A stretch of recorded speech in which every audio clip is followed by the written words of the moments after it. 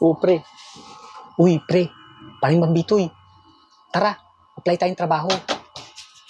Paring Dudong, mahina ako dyan eh. Hindi ako marunong sumagot sa mga tanong sa interview eh. Madali lang yun. pre, Hindi ako ko alam bahala sa'yo. Tuturuan kita. Mahina ako dyan sa tanong, pre.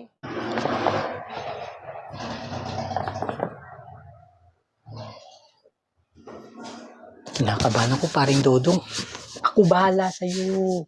Basta ako muna papasok dun. Para malaman ko kung ano yung tanong nila. Tapos, sasabihin ko sa'yo yung mga sagot. Kung ano yung mga sinagot ko dun. Ako bahala sa'yo. Oo nga, no? Basta, galing mo talaga, pre. Iba ka. Ay ka lang. Next, please. Oh, Pasok ako na. Tinawag na ako.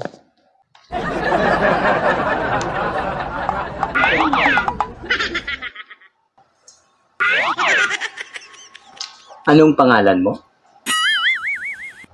Dudong po. Okay. Kailangan namin dito matalino at magaling sumagot. Opo.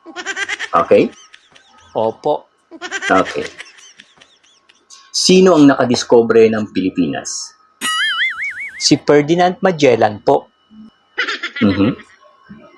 Kailan naman na-discover ang Pilipinas? March 15, 1529 po. Aba, mukhang matalino at magaling ka. Anong taon naman nagsimula ang ikalawang digmaan? 1939 po. Pa-experience ka na ba sa ganitong trabaho? Opo. Dati pa po. Okay. So, congratulations, tanggap ka na. Sige po, sir. Tatawagan ko na lang po kayo kung kailan po gustong mag-umpisa. Bambitoy, ikaw na. Oh, basta. Ganito lang isasagot mo. Ferdinand Magellan po. March 15, 1521 po. 1939 po. Opo, dati pa po. Ganun lang. Talaga? Oo, madali lang yan. Kayang-kaya mo yan. Oh, ano? Ikaw na. Oh, sige. Salamat ha.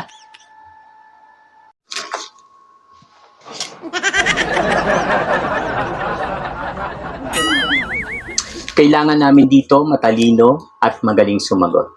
Okay po. Okay? Anong pangalan mo? Ferdinand Magellan po. Ano? Kailan ka naman pinanganak? March 15, Ha? 1521 po.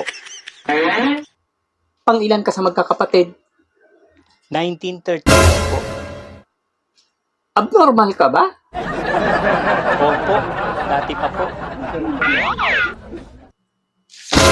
Dahil sa sobrang talino at galing mong sumagot, ikaw na ang magiging boss dito.